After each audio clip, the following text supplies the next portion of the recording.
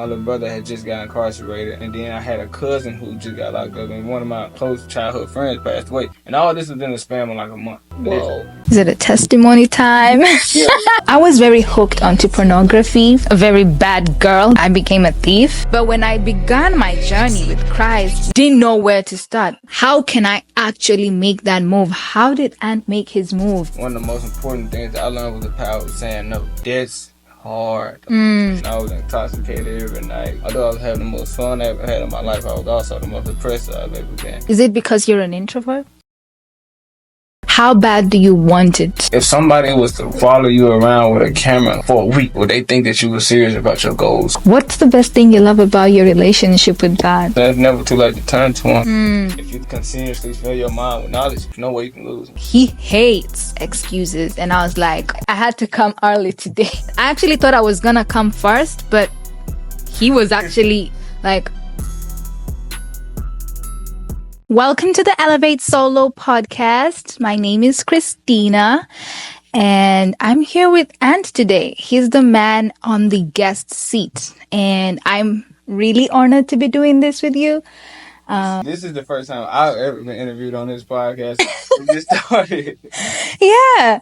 So, Anthony, the first question I asked you when I first met you was like, why do you do what you do? And I did get to find out why you did what you do. You partly told me.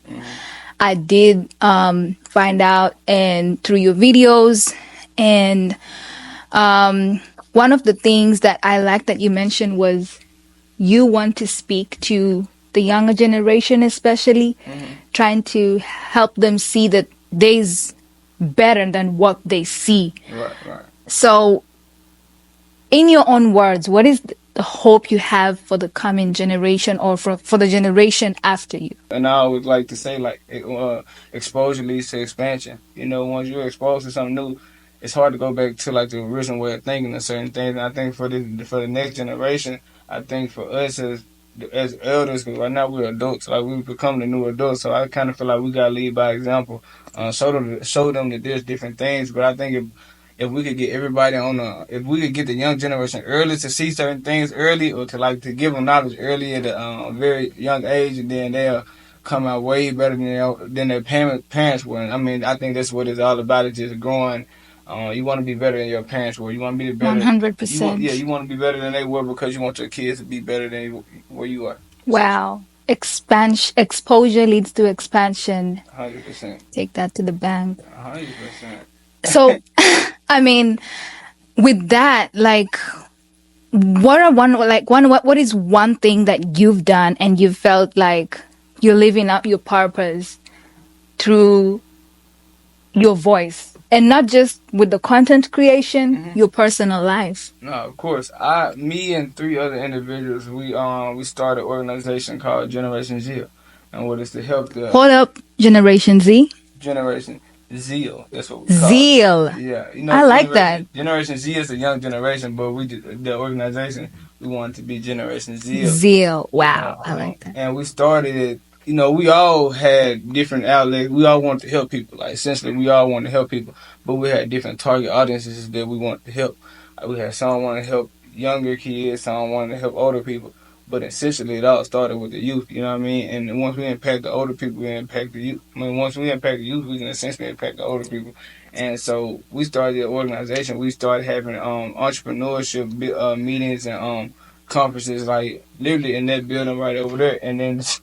on University of Memphis, but it's open to the public, and you can have anybody from any age come in. And what we do, we bring entrepreneurs and business owners from all over the world, not over the world, but the city, who like you can look up to and get inspired and have conversations and meet these people. Whereas if we never hosted these events, you probably would have never met them. And so we want them to look at these people and learn from these people, hear their stories, and hear how they went from point A to point Z and where they are right now. Because like, you could be in that position one day. You know what I'm saying? And it's hosting these events every other month can help the city out more. Hopefully, we're trying to spread it, help the world out. You know.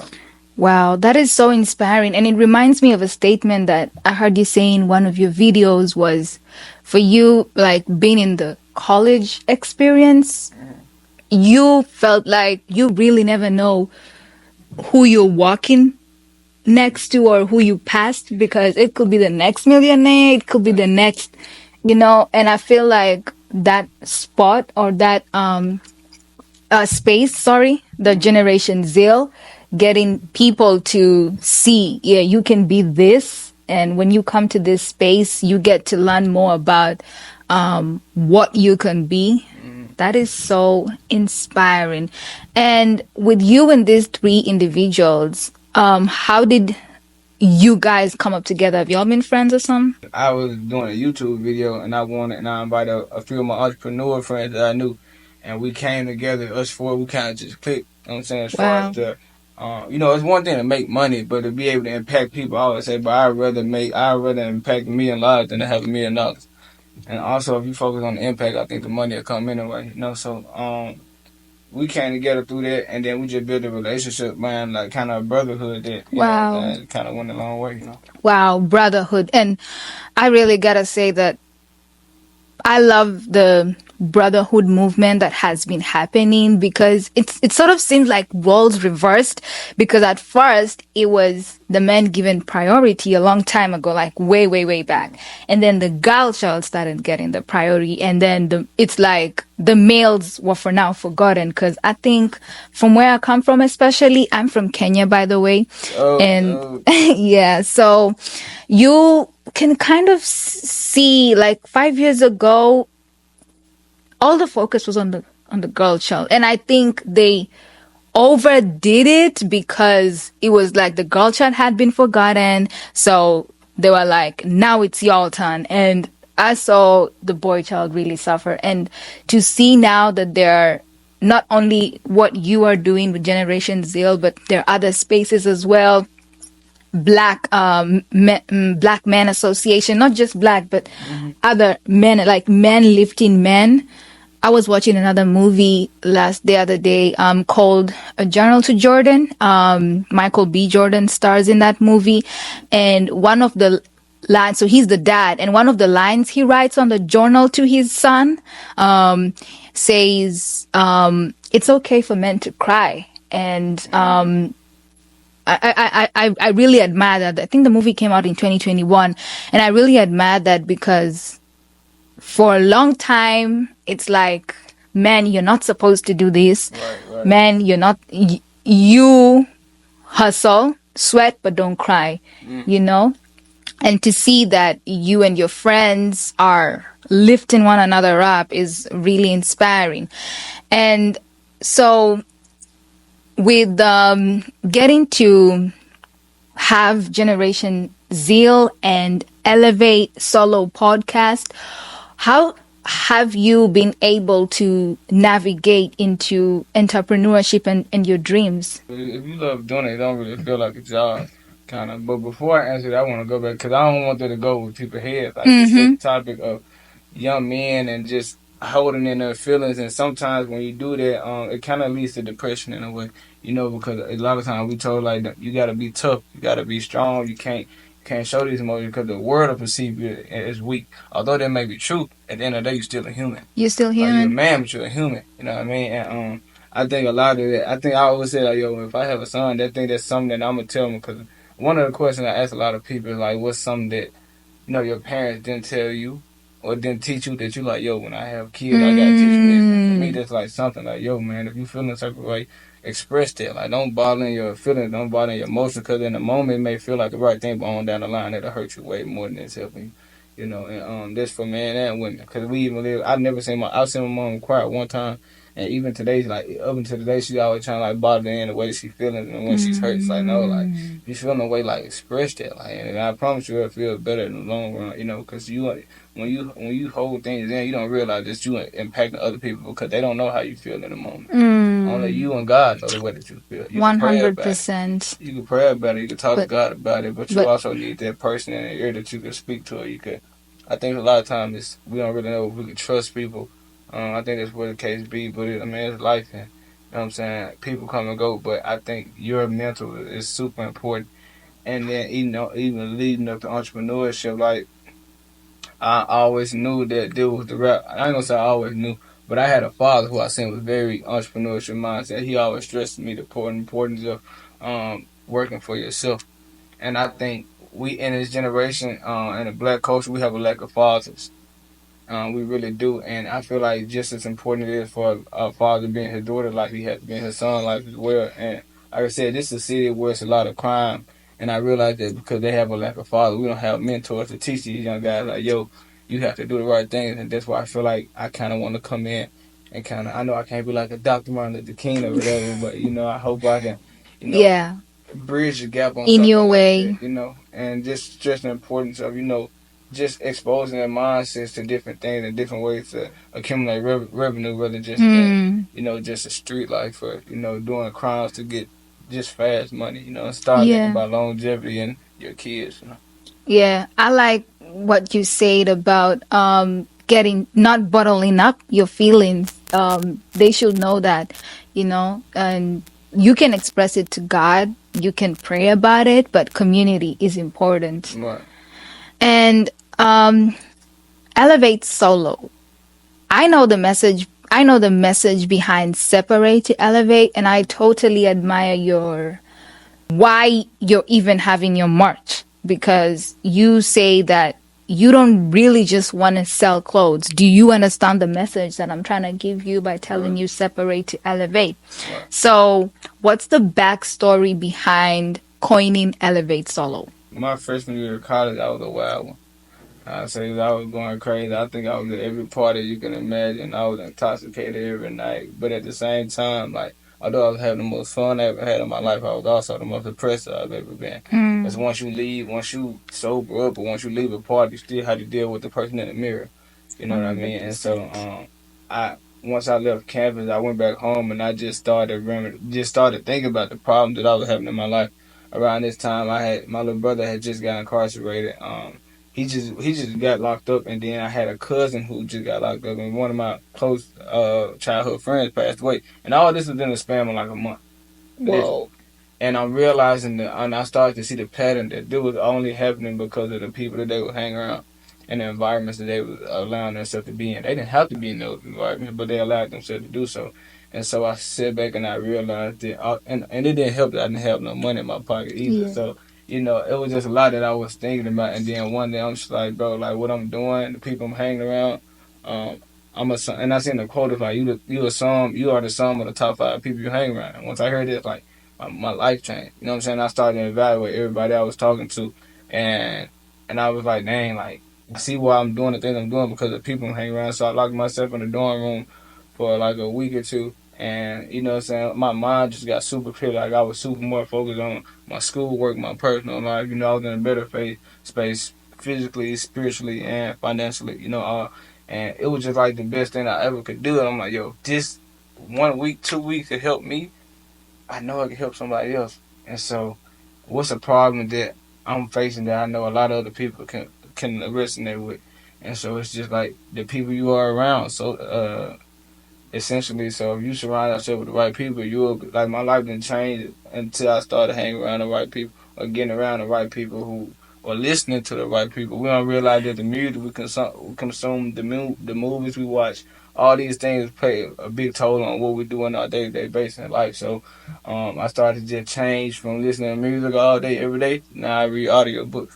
Wow. Now I just don't now I don't watch movies all day. I kind of watch podcasts and I kind of got just I kind of find fun and knowledge now. Like the more I consume, I understand it. The more I can earn later on in life.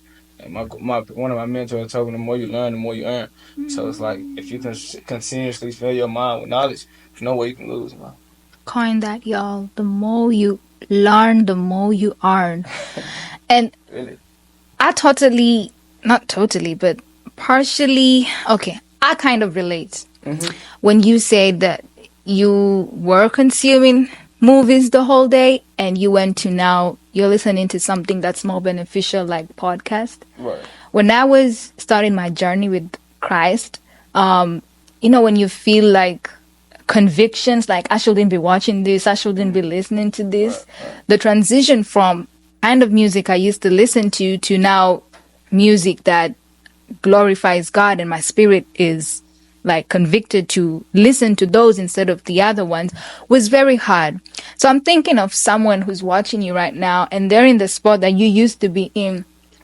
They just, especially this summer, they just want to binge watch movies, and it's what they used to, and they've heard you and they're like, oh, so if I'm an average of all that I'm consuming and the top 5 people that I hang around with, how can I actually make that move? How did Ant make his move? And because it's not easy. I mean, from my experience, it was hard. From songs you used to love and now to something else. So how did this happen within the 2 weeks that you locked yourself up in the room? In a way, yes. Of course, it gradually went over time. Like you said, it's not easy, but I had to learn one of the most important things that I learned was the power of saying no. Like, and that's hard. Like, because it's one thing to say, yo, I don't. It's like, no, I don't do this. Or if somebody can offer you something, and just say illegal stuff, and just like, no, like, nah, I'm good. It's just like, okay, you good for right now, but I'll ask you again later. But if you say like, no, I don't do that anymore, they no longer ask you, or you say, no, I don't want to go to the party, I don't party anymore, I don't do this. These things are hard for us to let go, but the hardest things for us to let go be the most detrimental things to us. Like a lot of times, even the partners that we choose, like you could choose the worst partner for your life. Like you could choose a horrible partner and it can mess your whole life up. You could choose a horrible friend and it can mess your life up. All these things are very essential that we don't think about on a day-to-day basis. Like, yo, they're cool. I like them. Let's let them in. Now it's like I think kind of just thinking more so like about my future. When I think I think I overthink a lot. I think that's something I probably need to work on, but I think a lot. Is it because you're an introvert? Is it okay? It's part of it. 100% is part. But I've been like that my whole life. I always been an introvert. I think now I'm kind of breaking out of it, kind of. Yo, if you've been having tire problems, you've been riding around on ball tires, we're not doing that no more. Hernando, Mississippi, South Haven, Olive Branch, Horn Lake, Nesbitt, Zenatobia, Holly Springs, Tunica, Mississippi, even Memphis, Tennessee. Your wait is over. Come on down to Hernando New and Used Tires and Auto Repair, 155 East Center Street. Whether you want brand new tires or you anything like me and you like to save a little cash, get our like new used tires. Why pay full price when you can get tires that grip like new for way less? I don't get it. And we don't just do tires, we provide patches, quick rotation, plugs, and we'll have you in and out so fast you'll think you need a burger. Good one? No. Yo, we even got deals. You bring a friend, y'all both get discounts on tires. Who don't like discounts? So whether your tire's flat, your tread's gone, or you just want to roll right, now you know where to go. Hernando New and Used Tires and Auto Repair. Hernando New and Used Tires and Auto Repair. That's 155 East Center Street. 155 East Center Street. 155 East Center Street. 155 East Center Street. And remember, we don't just change tires. We change the way you ride. Now let's get back into the episode.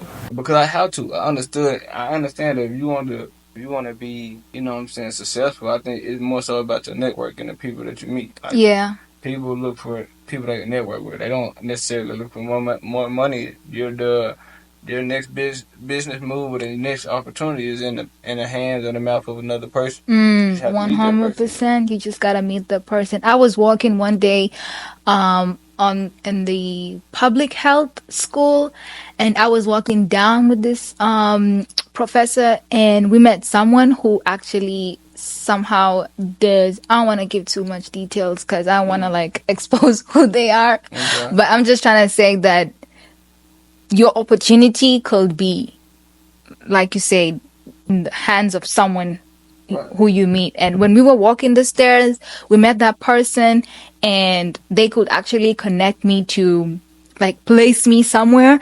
And the professor was like, you see, you really never know. The people you meet are so important. And I was so happy. And actually, I wasn't supposed to be with that professor at that time because it was late.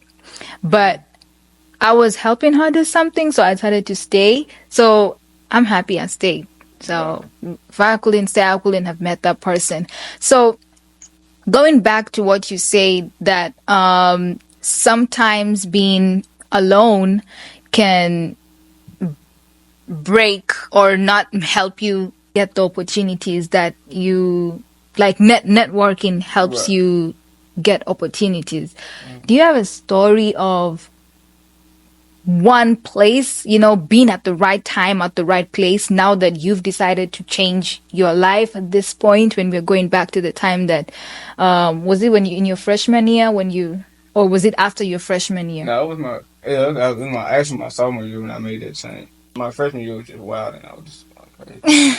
But So, what, because of the change you made at the right time and at the right place, do you have something that happened and you are like, oh man, truly, this is the way to go because it seems to be working out for me? I was on campus, right? Mm-hmm. And this when I understood the power of just being on college, like meeting the right people. So I was on campus my sophomore year, and I was kind of looking around at everybody like, yo, bro, it's so many people walking around campus. Like, I gotta have something to like sell to people or to do that could, you know what I'm saying, that could benefit me while I'm here.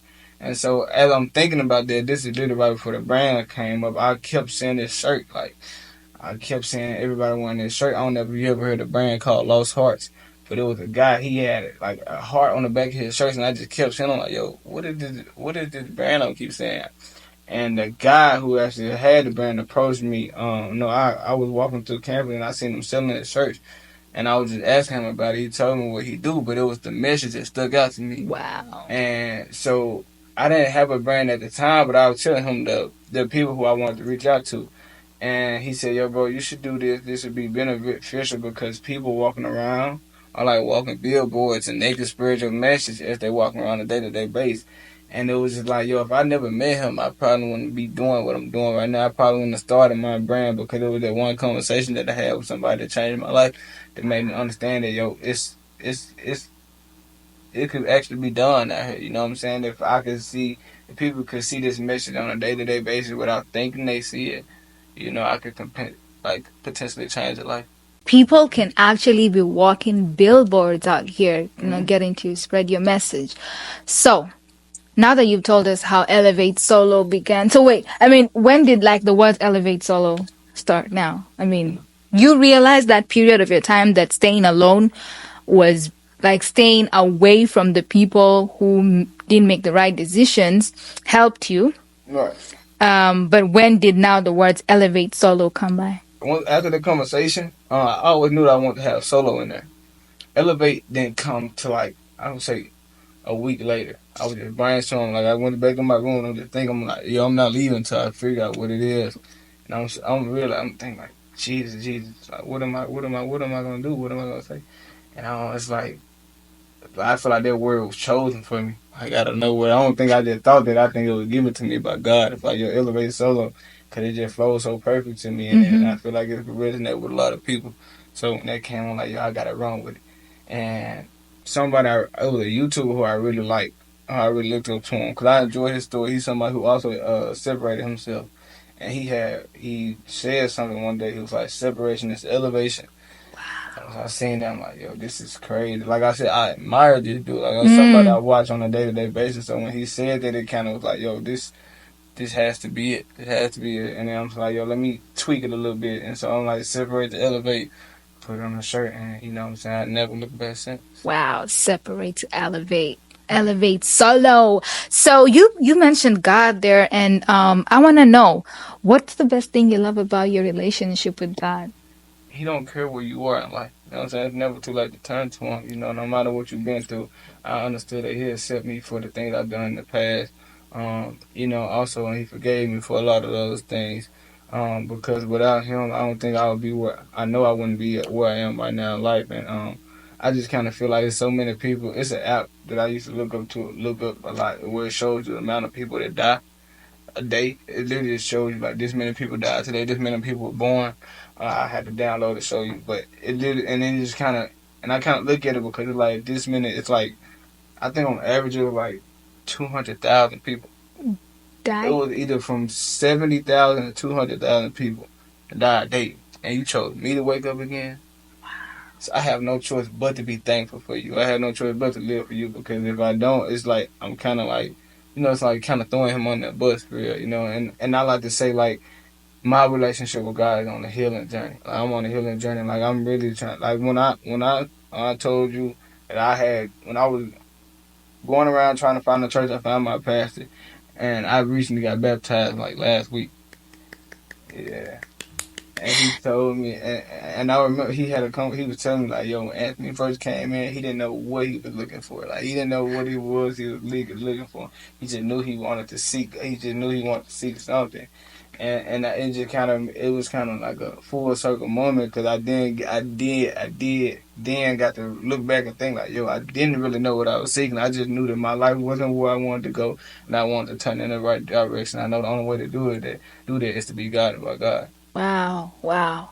I like that you say that he doesn't care where you come from because from my experience, it was like I felt like I was almost cursed. Really? Yeah, because I was like a very bad girl before, and I Oh used my. Oh yeah. yeah, yeah, I was bad, and I was bad, you know. So What is a bad girl to you? What is that? what was I doing? Boy, I was all over. Uh-huh. Um, is it a testimony time? Yeah, let's do it. Let's do it. So I was very hooked onto pornography from a very young age, Mm-hmm. and I even um, stole. I became a thief. Right. I want to laugh because I've never said this anywhere. That's great. But yeah, to anyone who's this message is gonna touch, I was and and I was involved in, you know, when you get into pornography and you get into sex early, masturbation, and it was I was, you know, those were an example of the things that I really got into, and my mind was so corrupt. And I felt like I was cursed because I've stolen from my parents before. So, yeah. So I felt like one day these things are going to catch up with me. So I was like always on the edge, like waiting. Okay, when is the next, like, when is the bad thing going to happen? And when I became born again, I couldn't enjoy my salvation because I knew I'm still gonna be punished. Until one day, my loving grandmother gave me a book. I forgot what the book is about, but it's about Galatians something. And the author of the book mentioned Psalms 103. And Psalms 103, I'm not so sure which verse it is, maybe 6. It says that you have forgiven all my sins and you've wiped something. I'm not so sure, but if you're if you're watching this, read Psalms 103. So it gave me, You put that in my notes. yeah, Psalms 103. It gave me a new hope. I cannot tell you the burden that I had actually been carrying. Bro, when I read Psalms 103, my life changed. Like, my life changed, and I couldn't believe it. So, what you said really just resonated with me because I know that God can. It does not matter where you have been. If I was there, done the worst, not only to myself, but also, you see, like I've told you, even stealing from my parents, like, and of course, when you're able to steal from people close to you, you're even able to steal from others away. So, the fact that the Lord forgave me, the Lord gave me a chance, and even till day, I still sin, and I'm just grateful that God has mercy because I remember 1 John 1:9, if you confess your sins, he is faithful and just. While there are still consequences that you face, but you know that you're forgiven, like you don't have to hide. And I love David. David in the Bible, the bro did, you know, he killed his friend and he slept with someone else's wife, and he still went, actually he's the one who encourages me. So even when I sin, I'm like, I cannot hide. I just have to go and ask for forgiveness. So I love that you mentioned that. I said, let me ask you this real quick. Okay. Cut you off. Cause I just really admire when I talk to people and I see how like they could just easily like just hear a quote or hear a verse from the Bible and speak on it. And cause I even have a friend, and this is kind of why I say it's so important to have the right people around you.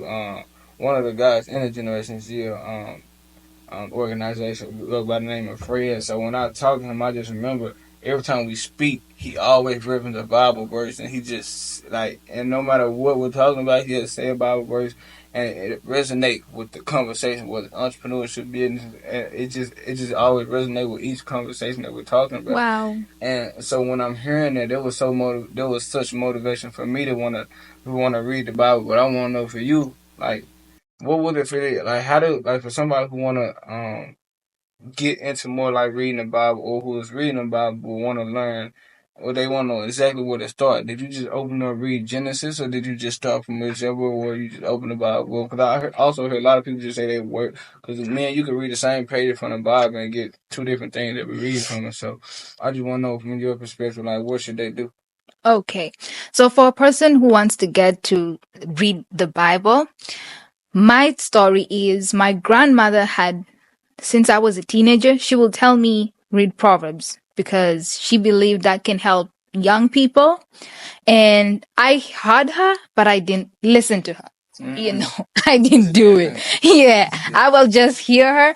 But when I began my journey with Christ now, and I didn't know where to start, bro, because I'm telling you, when I was in this life of sin, I was such a hypocrite. Like, cause my mom, I've grown up in a Christian household, so we all had Bibles. Bro, I will do my stuff, watch my stuff while my Bible is on the bed. That's why I'm at, I'm in awe every time I just remember that God forgave me, and I mean, how do you disrespect God like that, you know? So back to the question. So, for me, I remembered my grandma's words and I started reading Proverbs. And after I finished reading Proverbs, it was very difficult. You really don't know where to start. What I would suggest is there are apps like, the U Bible version. You can get into the U Bible version and they have Bible verses every day, and getting to read whatever verse they put out can help you. Yeah, it's called the U Version Bible. A lot of my friends use it as well, and my brother as well. So, and even up to date, I'm not even a pro. My journey started with God in 2022. I'm not even there because up to date, I'm like, what am I reading this month? And I really don't know. I just go to the U version and they have these daily Bible verses. So that's what I depend on. And sometimes, you know, the more you get close to God, I feel like he kind of speaks to you like, someone may mention something and in your heart, it's a knowing, which is now the Holy Spirit trying to tell you that's what you're supposed to be doing. Like one time I was listening to someone and they mentioned the book of Job and I knew I should be reading the book of Job. And that month I read the book of Job and it did help me. I guess it was meant for that season. So I just want to encourage whoever's starting out, just get close to God even through prayer. Some people pray and something just drops. You kind of feel like the word Exodus is on your mind and you're like, okay, I think I should be reading Exodus. But how do you do it? I was talking to my granddad, you know what I'm saying? Because I never really know who to go to, you know, for the type of advice. And he was the only person that I know who was close to God in a sense, you know. And he was like, bro, just how you read any other book, bro. Just open up from the beginning, start reading. And like it took like even now, like I'm still like it's kind of hard for me to kind of understand the Bible, which is why I'm asking you this question, because when I'm reading. And I know they got kind of like AI softwares where they break down certain things for you. Like if you stuck, so I'll just look up probably certain thing like that. But I kind of feel like if there's anything I need to just read the Bible. Kind of I feel like the internet won't have the answers, or is that the wrong way to look at it?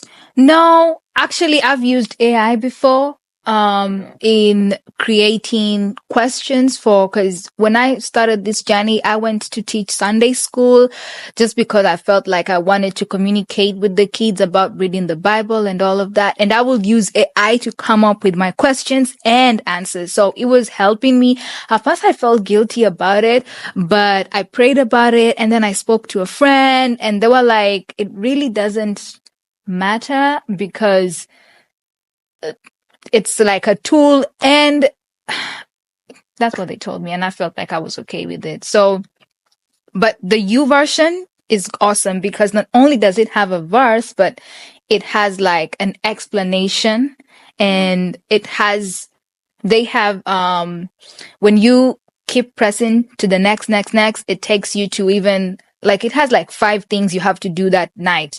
And it tells you take like 5 minutes of prayer, and actually tells you the prayer points. So it builds you up. So whoever is starting on the U version is honestly a great place to start. Like they spoon feed you, or they take you through that journey, because even during Easter, this past Easter, they had an Easter session. Have you ever heard of the Chosen movie or something, The Chosen?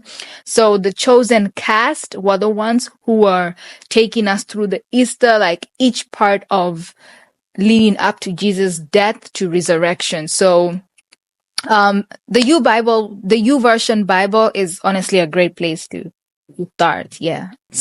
Noted. Yeah. So when you began your content creation, first of all, I have to commend your consistency. Thank you. Yeah. I mean, and why haven't you stopped? Like, why do you keep putting out content?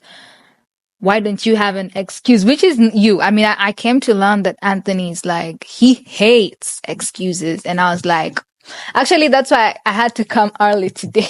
Because I was like, I have to be early. This dude does not hate excuses. I mean, this dude hates excuses. So there's no way I'm going to show up late. And I was so happy that I actually thought I was going to come first, but he was actually like on the, I don't want to, is it the parking garage? And I was like, oh my gosh, like I thought I was gonna come first, but I commend your, timekeeping, and I think that's why you're consistent. But why haven't you stopped putting out content?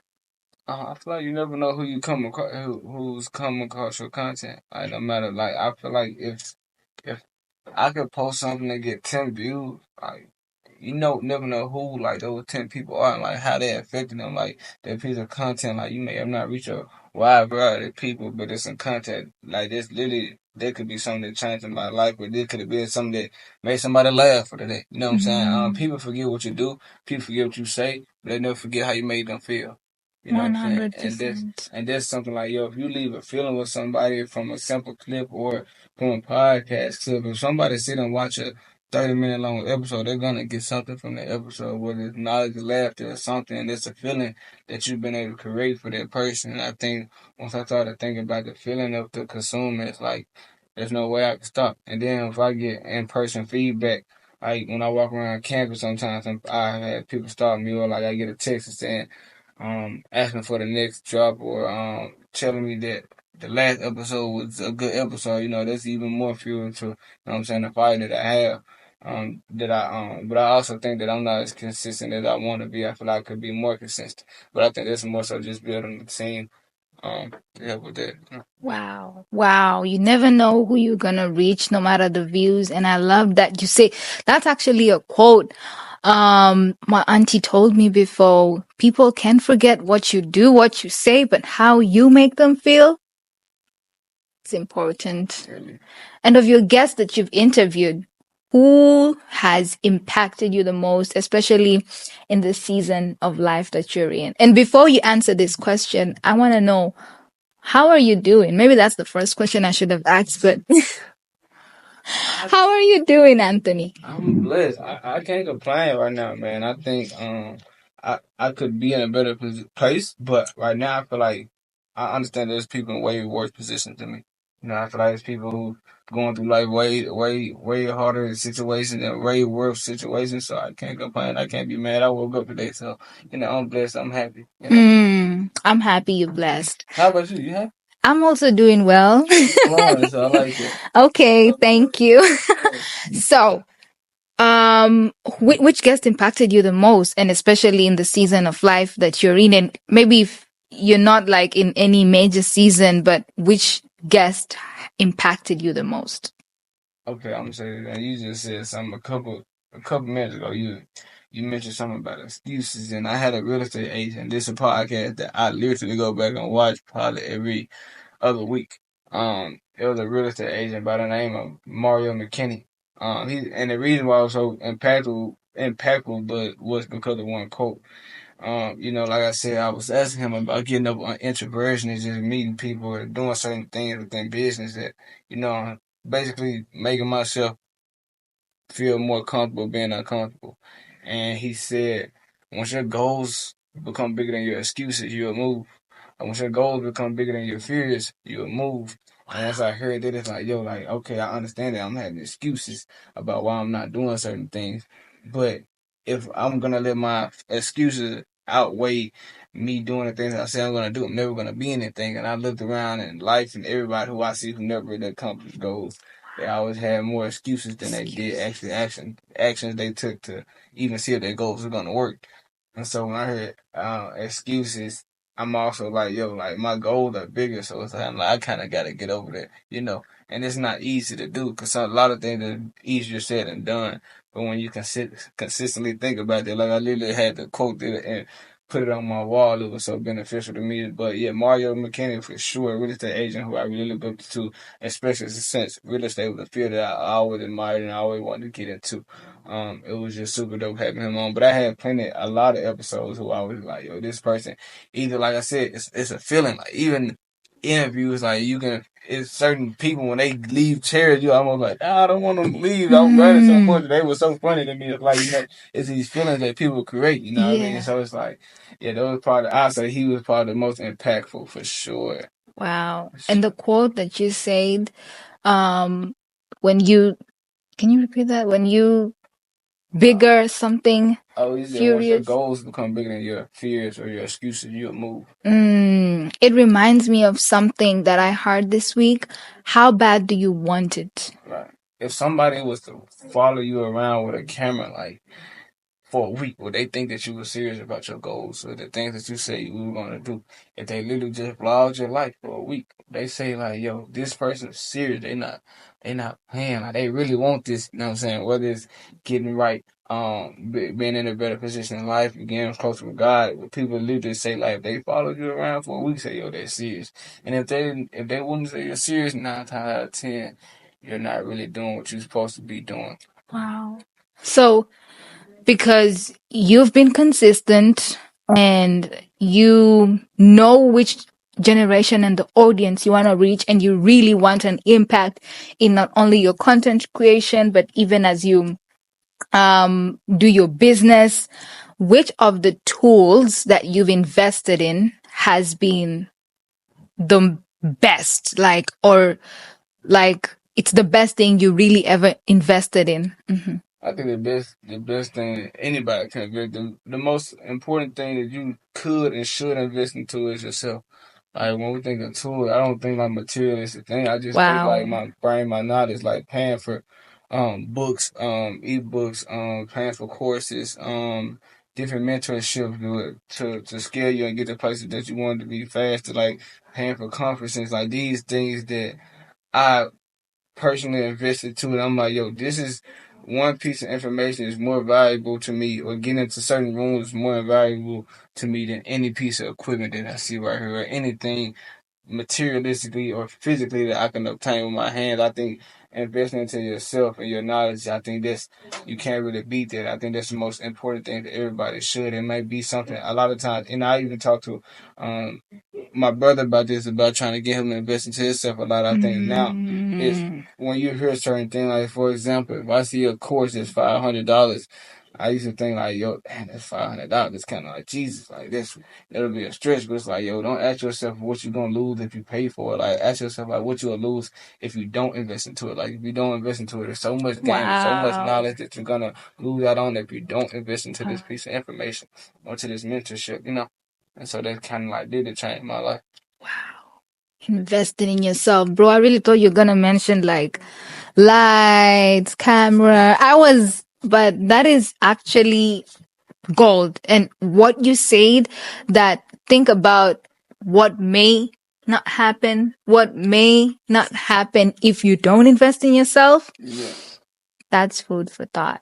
Anthony, I think that's the best place to end this, because that is actually food for thought. So whoever is watching this, whatever that you have missed on investing in yourself? What could have happened if you did? You know, it could change you. It could make you better. It's not really about the material. It's what about you do. And that's why I think I'm just going to mention this quote just to end it as well. There's this quote that says, even if you take a poor person in a place where there are millionaires, if they still have the poor mindset, they won't change. Literally. Yeah. Literally, bro. And a lot of times, people don't even understand how much their mindset holds them back until if you look back, the scariest place to be is in the same place you was last year. So if you look back last year, like, yo, I'm in the same place, like, that's a scary position, and there has to be something done about that. Wow. So it was awesome hanging with y'all. This is the Elevate Solo podcast with I don't know when I'm going to be your host again, Christina. And with my guest, Anthony. Anthony, thank y'all so much for tuning into the episode, man. Make sure y'all subscribe right now if you're new. If this is your first time watching, just hit the like button. And also comment what you thought about the video in the comments below. Again, I want to say thank y'all so much for tuning into the episode of Elevate Solo Podcast. I'm Anthony, this is Christina, and we're gonna catch y'all on the next one. Bye. Yo, if you've been having tire problems, you've been riding around on ball tires, we're not doing that no more. Hernando, Mississippi, South Haven, Olive Branch, Horn Lake, Nesbitt, Zenatobia, Holly Springs, Tunica, Mississippi, even Memphis, Tennessee. Your wait is over. Come on down to Hernando New and Used Tires and Auto Repair, 155 East Center Street. Whether you want brand new tires or you anything like me and you like to save a little cash, get our like new used tires. Why pay full price when you can get tires that grip like new for way less? I don't get it. And we don't just do tires, we provide patches, quick rotation, plugs, and we'll have you in and out so fast you'll think you need a burger. Good one? No. Yo, we even got deals. You bring a friend, y'all both get discounts on tires. Who don't like discounts? So whether your tires flat, your tread's gone, or you just want to roll right, now you know where to go. Hernando New and Used Tires and Auto Repair. Hernando New and Used Tires and Auto Repair. That's 155 East Center Street. 155 East Center Street. 155 East Center Street. 155 East Center Street. And remember, we don't just change tires. We change the way you ride. Now let's get back into the episode.